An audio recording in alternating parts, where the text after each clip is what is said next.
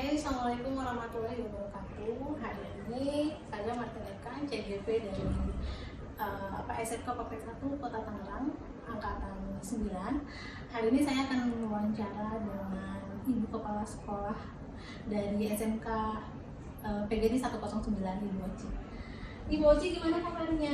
Alhamdulillah sehat. Maaf nih ya, saya ganggu waktunya Ibu Oci. Iya, nggak apa-apa. Alhamdulillah nih bisa main di sini. Iya, itu pertama kalinya ya. Ini saya ada sedikit nih Bu Oci, mau namanya mau sharing mengenai selama Bu Oci kepemimpinan nih di SMK 109. Udah berapa nih Bu jadi kepala sekolah? Alhamdulillah baru mau setahun ya, bulan depan Maret setahun. Masih baru ya Bu ya?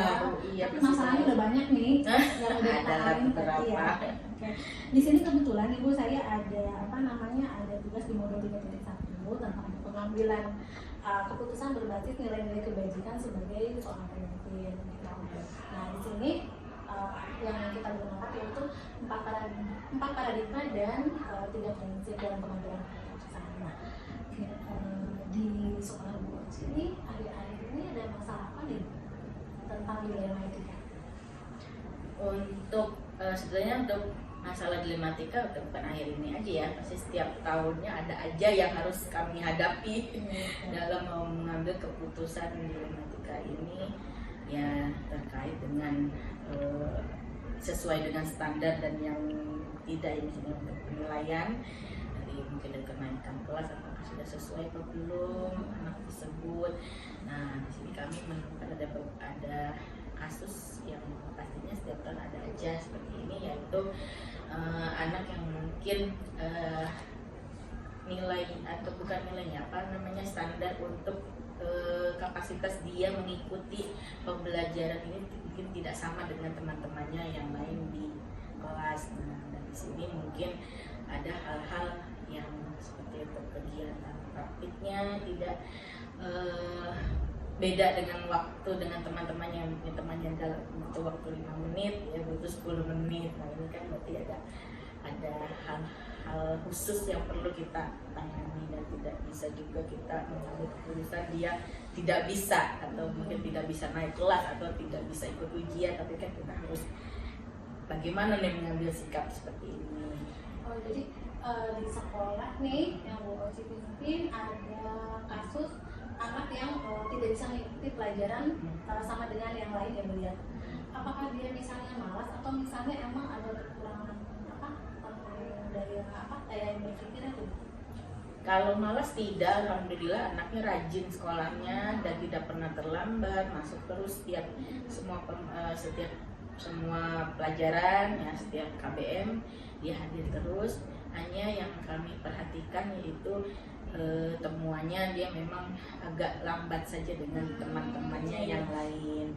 Jadi memang harus ada perlakuan khusus dan alhamdulillah dari guru-guru kami masih bisa menangani hal itu. Jadi kami tidak perlu harus memanggil guru khusus ya dari kebutuhan khusus, tapi ini istilahnya mungkin agak beda treatmentnya saja dengan teman-temannya yang lainnya, yang mungkin temannya yang lain 10 atau 5 atau 10 menit dia sudah paham dan bisa langsung mengerjakan. Kalau ini mungkin agak kita kasih spare waktunya agak lebih lama gitu. Oke, berarti di sini Bu Oci dalam menangani mengidentifikasi kasus dilema ini, berarti awalnya anak itu diberikan, berarti Bu Oci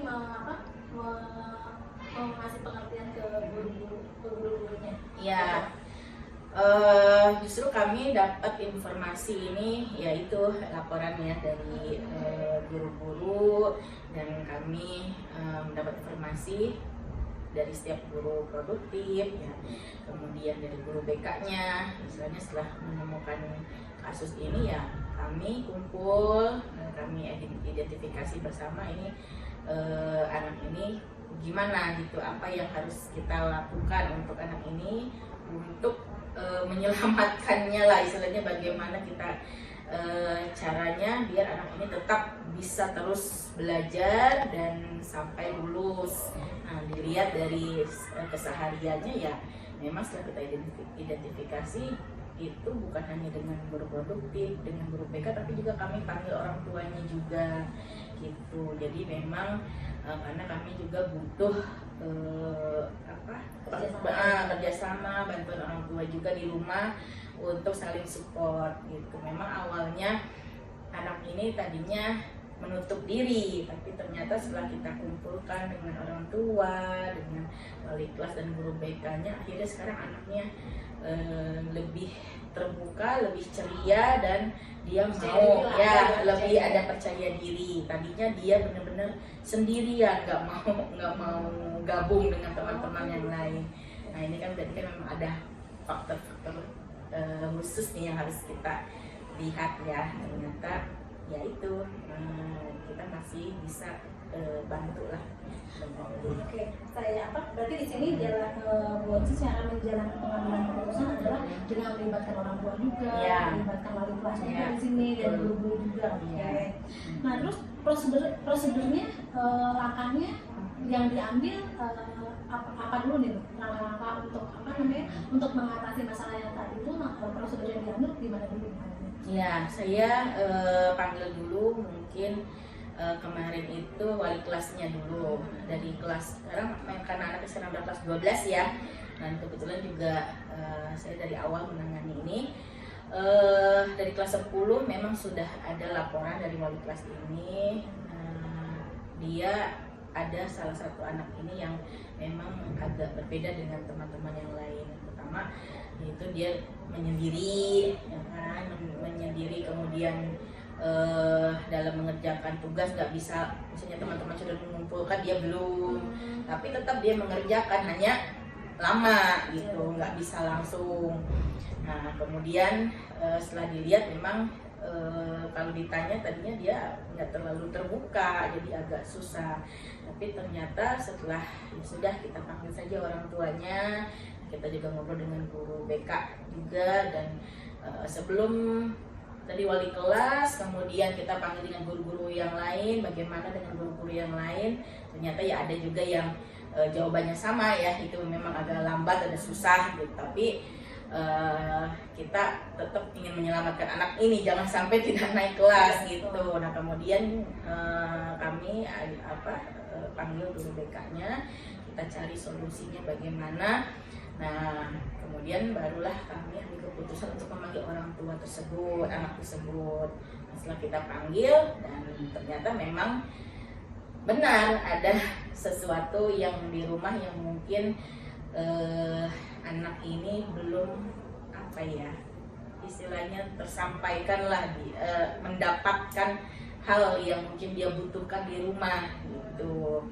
Mungkin seperti perhatian ya, karena dia punya adik kalau nggak salah, jadi justru adiknya mah lebih dewasa dari dia. Nah, disinilah kita terlihat ada sesuatu, hanya kita pertemukan orang tuanya, dan alhamdulillah orang tuanya merespon positif dan bekerja sama dengan kami, dan alhamdulillah sekarang anaknya lebih terbuka, sudah tidak lagi menutup diri, sudah dengan teman-temannya lagi sudah sudah gabung ya, sudah lebih percaya diri dan lebih ceria juga mengikuti. Memang untuk mengikuti pelajaran dia tidak bisa langsung cepat seperti teman yang lain, tapi alhamdulillah bisa mengikuti, cuma ya mungkin beda waktunya aja ya, agak lebih lama. Nanti di situ tadi lagi prosedurnya manggil anaknya dulu, terus habis itu berdiskusi dengan teman-teman, habis itu orang tuanya dipanggil ya Bu ya. Iya. Oke, terus di sini nih menurut Ibu nih apa saja sih tantangan dalam mengambil suatu keputusan, tantangannya? Tantangannya yaitu apalagi kita dunia per-SMK-an ini pasti dengan kompetensi ya kan. Tantangannya pastinya dengan dunia industri dan perusahaan. Ya kita kembali lagi dengan si anak ini, pada saat PKL inilah kita merasa ada hal yang bikin kalau kita mah deg-degan lah takutnya ada bermasalah bagaimana. Dan memang dengan anak yang ini, yang satu ini, akhirnya ya kita bismillah ya, mudah-mudahan tidak ada masalah. Kita mungkin pemilihan tempatnya, pemilihan tempat industri atau tempat PKL-nya yang sekiranya dia bisa menerima tidak terlalu berat ya untuk kompetensinya yang disesuaikan di tempat perusahaan tersebut. Dan ya, ya maksudnya kita kan sudah sharing juga gitu, ini apa aja ya tugasnya nanti anaknya, karena kita tahu kapasitas anak ini bagaimana ya. Tapi alhamdulillah ya, kalau ada kendala ya ada sih, tapi tidak terlalu alhamdulillah sampai lulus, sampai dia selesai selama 3 bulan itu. Kalaupun ada kendala itu mungkin ada di sikap dia yang mungkin masih kayak anak kecil yang masih masih harus dikasih tahu pelan-pelan. Tapi alhamdulillah kerjasama dengan perusahaan atau industrinya itu kami tidak masalah gitu, jadi masih menerima dan kami memberikan kami pun memberikan informasi kepada industri itu memang anak ini agak berbeda jadi di pihak industri pun menerima, oh iya, jadi istilahnya mereka pun akan memberikan dan menerimalah dengan keadaan anak itu dan tidak terlalu menjadi masalah, dan mereka menerima sampai dia lolos sampai 3 bulan itu gitu. Ya memang kendala-kendalanya seperti, tapi alhamdulillah bisa terselesaikan gitu. Kalau misalnya ada masalah tuh Bu Oci lebih senang langsung mengatasi masalah itu, atau misalnya tadi bikin jadwal dulu? Langsung, kalau saya nggak mau nggak mau dijadwal-jadwal. Kalau ada informasi dari wali kelas ataupun guru atau informasi dari BK tentang kasus yang mungkin mereka tidak bisa menyelesaikannya sendiri langsung, minta bantuan ke saya, ya sudah saya langsung tangani. Tidak ada jadwal-jadwal, udah langsung sekarang ada informasi ya, kalau bisa kita cari solusi, cari cara bagaimana apa yang bisa kita laksanakan ya secepatnya, jangan dilama-lama. Iya, karena kalau masalah kalau dilama-lama nanti akan tambah berat. Kalau jadwal-jadwal nanti malah lebih ini lagi masalahnya berat lagi. Jadi semakin cepat masalah ditindaklanjuti semakin bagus ya Bu ya. Iya. Di sini dalam faktor-faktor apa saja sih yang membantu Ibu misalnya dalam pengambilan keputusan itu supaya lebih cepat terselesaikan, itu maksudnya siapa aja yang membantu? Siapa aja? Ya pastinya sebelum saya ambil keputusan dari saya sendiri, saya pastinya bekerja sama atau menginformasikan dengan misalnya ini kasusnya tentang apa, apakah di bagian bidang kurikulum kah, atau di kesiswaan kah, atau di kalau misalnya pakai PKL kan mungkin di hubinnya. Nah, kita cari dulu poinnya ini ada di mana masalahnya. Jadi saya memanggil dulu yang Wakasek yang sesuai dengan permasalahan itu, saya informasikan, kemudian kita cari solusinya, atau mungkin setelah saya panggil, nah kita panggil dengan yang bersangkutan yang lainnya, baik itu dari wali kelasnya atau siswanya atau orang tuanya, nanti kita diskusikan bersama. Jadi kalau kita mengambil keputusan otomatis kita harus diskusi dulu ya Bu. Iya. Oke. Dan Bu Oci makasih banget nih. Ternyata dari pengalaman Ibu ini saya bisa ngambil kesimpulan bahwa Ibu dalam menghadapi masalah-masalah dari matematika di sekolah itu ternyata sudah mempraktekkan paradigma yang Bu yang tadi saya cek. Ada di situ ada ada rasa paradigmanya, ada rasa keadilan, kenapa masih kasihan. Di satu sisi kita harus adil kepada semua siswa, tapi ternyata ada sisi kasihan kita juga kepada salah satu siswa kita. Terima kasih atas waktunya. Sama-sama Bu Marti, nggak apa-apa, senang sudah dikunjungi, semoga sukses. Sama-sama, semoga CGP-nya lancar, ya lolos. Dan nanti Bu Oci juga bisa ikut Amin, iya, amin, mudah-mudahan. Ya, sama-sama. Makasih. Oke, sekian dulu bincang-bincang kita hari ini. Terima kasih atas perhatiannya. Assalamualaikum warahmatullahi wabarakatuh.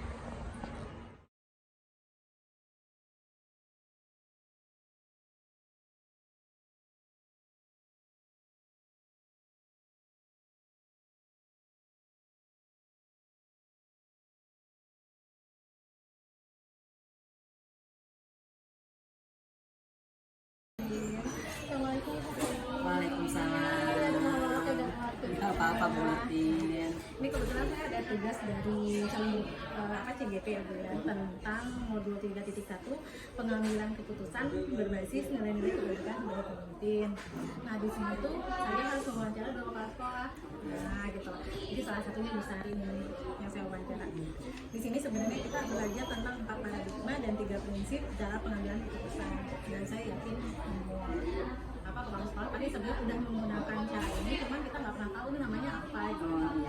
Nah di sini yang yang ada di Bu Sari, siswa-siswanya misalnya permasalahan yang sering dihadapi itu untuk sekarang apa nih? Kalau untuk siswa sih biasanya buat kenakalan anak-anak aja sih, biasanya kenakalan masih, kalau menurut saya masih wajar. Yang biasa mereka telat gitu kan, atau ya telat, baik telat masuk awal pelajaran sama telat masuk pas jam istirahat. Nah, itu biasanya yang memang dialami itu. Saya sama kurang disiplin berpakaian. Itu yang memang paling sering dialami dari tahun ke tahun gitu. Jadi saya ambil yang satu kasus berarti yang anak-anak sering telat ya? Iya. Kalau misalnya anak sering telat misalnya itu, terus biasanya diperbolehkan masuk, ada toleransi waktu atau enggak? Ya, kalau untuk telat dari jam awal masuk ada toleransi. Jadi saya kasih waktu itu 10 menit dari jam masuk, dari jam KBM awal. Nah, tetapi tetap diboleh masuk, tetapi ada punishment yang diberikan kepada anak tersebut. Nah, biasanya itu dia membersihkan seluruh wilayah sekolah gitu, sampai ngepel, sampai kamar mandi. Nah, sampai ngepel dan kamar mandi apabila dia sudah kena punishment yang ketiga gitu. Tapi tetap tidak kami suruh pulang, karena kalau pulang khawatir malah nongkrong, malah memang maunya gitu. Oh, berarti dikasih punishment. Kalau Punishment misalnya itu baru pulang 1 kali tetap dikasih punishment juga? tetap dikasih, ya, jadi kami ada tahapan 1 kali tetap punishment membersihkan, tetapi golongan membersihkannya itu beda-beda. Hanya kalau 1 kali dia hanya mengambil sampah di lapangan gitu. Terus yang kedua kalinya mereka nyapu ngepel, yang ketiganya membersihkan lapangan, nyapu ngepel plus kamar mandi siswa gitu. Nah terus kalau misalnya nih dalam pengambilan keputusan untuk misalnya ada kasus nih, ini biasanya Bu Sari ngambil langsung mengambil tindakan atau misalnya nanti bikin jadwal dulu deh sama PPK? Kalau untuk kasus yang karena gini, langsung tindakan karena itu sudah disusun dari awal tahun ajaran baru gitu. Jadi sudah terarah nih. Jadi kalau memang nanti kita sudah mulai tahun ajaran baru, sudah mulai KBM, apabila ada pelanggaran ya punishmentnya langsung diterapkan gitu. Oke. Dan mungkin untuk kalau misalnya kan kadang-kadang nih kita kalau misalnya anak udah kita kasih waktu kita sebelum anak itu telat, ditanya dulu nggak kamu telat Alasannya, ya itu pasti alasannya itu pasti ditanyakan gitu. Kalau memang alasannya yang memang masuk akal dan apabila mereka bisa membuktikan, contohnya ban bocor, biasanya begitu tuh kan. Kalau alasan anak-anak karena SMK saya memang diperbolehkan bawa motor gitu, itu tidak kami kasih punishment itu, tapi memang dicatat berapa kali sih dia bannya bocor gitu. Atau biasanya tidak, karena kami masuk siang tidak boleh alasan kesiangan, karena udah memang masuk siang gitu. Jadi kebanyakan anak-anak yang membuat alasan tuh ban bocor gitu. Jadi tetap kami hitung berapa kali dia dalam 1 minggu tuh bannya bocor. Paling nggak mungkin dia sering Iya, betul.